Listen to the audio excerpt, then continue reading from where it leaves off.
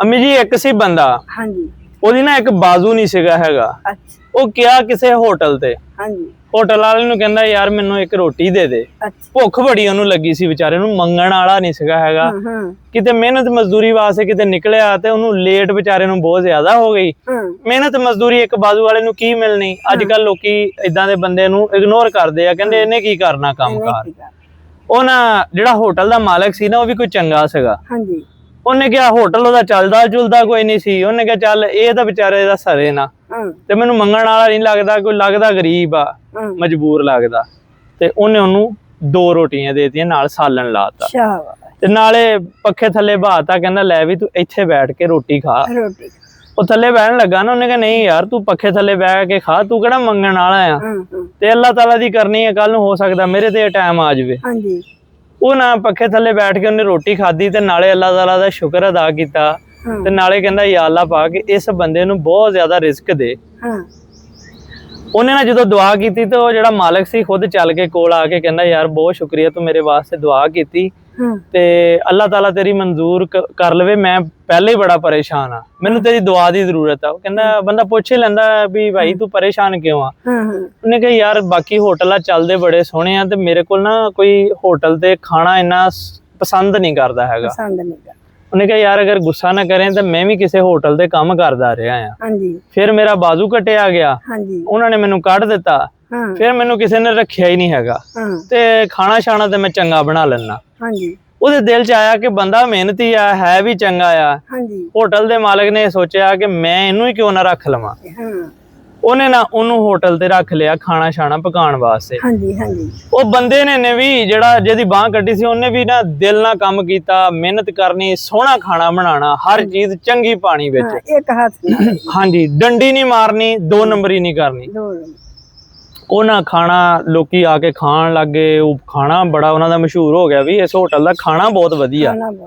ਉਹ ਕਰਦੇ ਕਰਦੇ 1 ਮਹੱਲੇ ਤੱਕ, 2 ਮਹੱਲੇ ਤੱਕ, 1 ਸ਼ਹਿਰ ਤੱਕ, ਪੂਰੇ ਸ਼ਹਿਰ ਤੱਕ ਉਹਦਾ ਹੋਟਲ ਮਸ਼ਹੂਰ ਹੋ ਗਿਆ।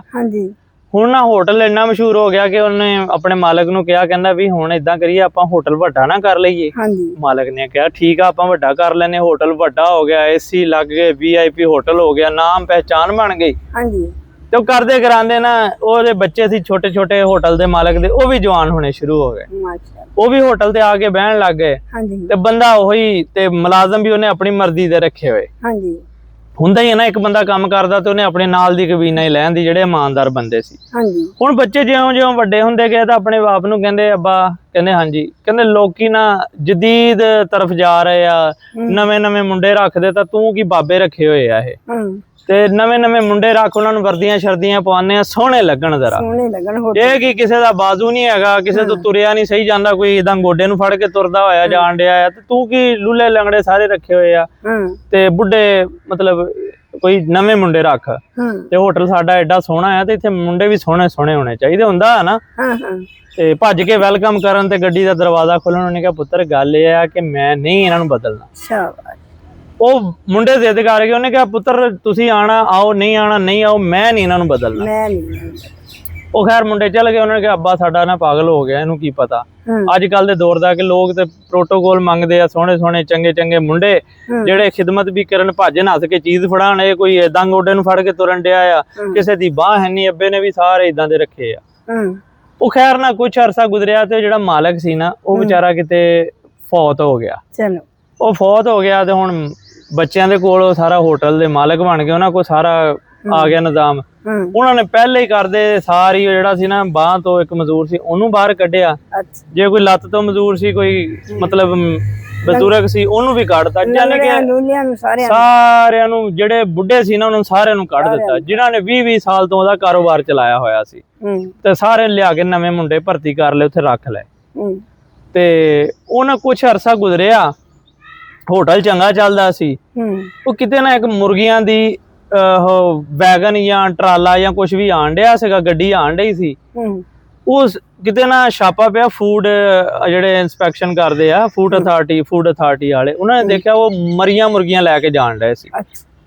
ਉਹਨਾਂ ਨੇ ਪੁੱਛਿਆ ਵੀ ਫੜ ਲਏ ਬੰਦੇ, ਅਰੈਸਟ ਕਰ ਲਏ। ਪੁਲਿਸ ਨੇ ਪੁੱਛਿਆ ਕਿੱਥੇ ਲੈ ਕੇ ਜਾਣ ਡਏ ਸੀ, ਉਹਨਾਂ ਨੇ ਕਿਹਾ ਜੀ ਫਲਾਂ ਹੋਟਲ ਤੇ ਅਸੀਂ ਲੈ ਕੇ ਜਾ ਰਹੇ ਸੀਗੇ।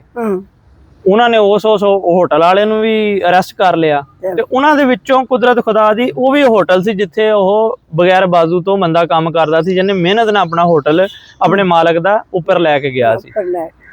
ਉਹਦੇ ਮਾਲਕ ਨੂੰ ਵੀ ਬੁਲਾ ਲਿਆ, ਉਹਨੂੰ ਕਹਿੰਦੇ ਵੀ ਤੂੰ ਮੁਰਦਾ ਜਾਨਵਰਾਂ ਦਾ ਗੋਸ਼ਤ ਖਿਲਾਣਾ? ਉਹਨੇ ਕਿਹਾ ਨਹੀਂ ਜੀ ਮੈਂ ਤਾਂ ਨਹੀਂ ਖਿਲਾਉਂਦਾ ਹੈਗਾ, ਮੈਂ ਤਾਂ ਪੈਸੇ ਪੂਰੇ ਦਿੰਦਾ।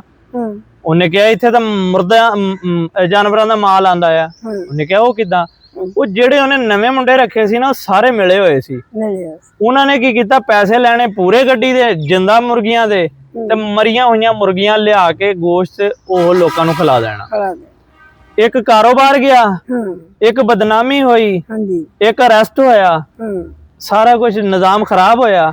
ਗੱਲ ਇਹ ਆ ਕਿ ਅਗਰ ਤੁਸੀਂ ਤੁਹਾਡੇ ਨਾਲ ਕੋਈ ਪੁਰਾਣੇ ਦੌਰ ਤੋਂ, ਤੁਹਾਡੇ ਬਾਪ ਦਾਦੇ ਦੇ ਦੌਰ ਤੋਂ ਨਾਲ ਚੱਲ ਰਿਹਾ ਨਾ, ਉਹਨੇ ਤੁਹਾਡਾ ਕਾਰੋਬਾਰ ਸੈੱਟ ਕੀਤਾ ਹੋਇਆ, ਉਹ ਬੁੱਢਾ ਹੋ ਜਾਂਦਾ, ਬਜ਼ੁਰਗ ਹੋ ਜਾਂਦਾ ਆ, ਤੇ ਇਹ ਨਾ ਸੋਚਿਆ ਕਰੋ ਕਿ ਇੱਕ ਬਜ਼ੁਰਗ ਹੋ ਗਿਆ ਇਹਨੂੰ ਕੱਢੋ, ਇਹਦਾ ਬਾਜ਼ੂ ਨਹੀਂ ਹੈਗਾ ਇਹਨੂੰ ਕੱਢੋ, ਇਹ ਤੁਰਦਾ ਠੀਕ ਨਹੀਂ ਹੈਗਾ ਇਹਨੂੰ ਕੱਢੋ, ਇਹ ਦਿਖਦਾ ਨਹੀਂ, ਇਹ ਰੰਗ ਦਾ ਕਾਲਾ ਆ, ਇਹ ਸੋਹਣਾ ਨਹੀਂ ਲੱਗਦਾ। ਭਾਈ ਜੀ ਗੱਲ ਇਹ ਆ ਕਿ ਜਿਹੜਾ ਤੁਹਾਡੇ ਨਾਲ ਇਮਾਨਦਾਰ ਆ ਨਾ, ਉਹਦਾ ਖਿਆਲ ਰੱਖੋ। ਔਰ ਆਪਣੇ ਪੁਰਾਣੇ ਮੁਲਾਜ਼ਮੀਨ ਨੂੰ ਅਕਸਰ ਲੋਕ ਆ ਕੇ ਨਾ, ਮੈਂ ਦੇਖਿਆ, ਕੱਢ ਦਿੰਦੇ ਆ, ਤੇ ਲੋਕਾਂ ਦੇ ਕਮੈਂਟਸ ਵੀ ਸੀਗੇ, ਉਹ ਵਿਚਾਰੇ ਬੇਰੋਜ਼ਗਾਰ ਹੋ ਜਾਂਦੇ ਆ, ਖਾਣੇ ਨੂੰ ਕੁਛ ਨਹੀਂ ਹੁੰਦਾ। ਇਹ ਮਜ਼ਦੂਰਾਂ ਨੇ ਕਿੰਨਾ ਕੁ ਜਮਾ ਕਰ ਲੈਣਾ, ਜਮਾ ਹੁੰਦਾ ਕੁਛ ਨਹੀਂ ਹੈਗਾ, ਵਿਚਾਰੇ 2 ਵਕਤ ਦੀ ਰੋਟੀ ਤੋਂ ਵੀ ਜਾਂਦੇ ਆ, ਤੇ ਹੋ ਸਕਦਾ ਉਹਨਾਂ ਦੀ ਬਦਦੁਆ ਲੱਗ ਜਾਵੇ। ਤੇ ਇਸ ਵਾਸਤੇ ਰਿਕੁਐਸਟ ਇਹ ਆ ਕਿ ਆਪਣੇ ਪੁਰਾਣੇ ਮੁਲਾਜ਼ਮੀਨ ਨੂੰ ਵੀ ਨਾ ਕੱਢੋ, ਜਿਹੜਾ ਤੁਹਾਡਾ ਖਿਆਲ ਕਰਨੇ ਵਾਲਾ ਉਹਨੂੰ ਵੀ ਉਹਦਾ ਪੂਰਾ ਅਜਰ ਦਿਓ, ਉਹਦੀ ਇੱਜ਼ਤ ਕਰੋ। ਅੱਲਾਹ ਤਾਲਾ ਤੁਹਾਡੇ ਕਾਰੋਬਾਰ ਨੂੰ ਰੰਗ ਲਾਏਗਾ। ਤੇ ਆ ਸਾਡੀ ਵੀਡੀਓ ਦੂਸਰਿਆਂ ਤੱਕ ਜ਼ਰੂਰ ਪਹੁੰਚਾਇਓ ਸ਼ੇਅਰ ਕਰਕੇ। ਔਰ ਅਗਰ ਕੋਈ ਤੁਹਾਨੂੰ ਸਾਡੀ ਗੱਲ ਚੰਗੀ ਲੱਗੀ ਹੈ ਤਾਂ ਕਮੈਂਟ ਜ਼ਰੂਰ ਕਰਿਓ। ਦੁਆਵਾਂ 'ਚ ਯਾਦ ਰੱਖਿਓ। ਅੱਲਾਹ ਹਾਫਿਜ਼।